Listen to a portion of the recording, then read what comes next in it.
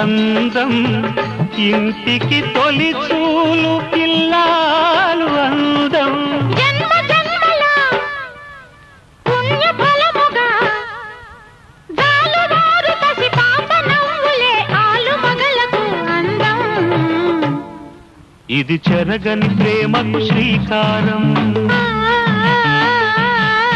ఇది మమతల మేడకు ప్రాకారం పండిన కలలకు శ్రీరస్తు పసుపు కుంకుమకు శుభమస్తు కనివిని ఎరుగని అనురాగ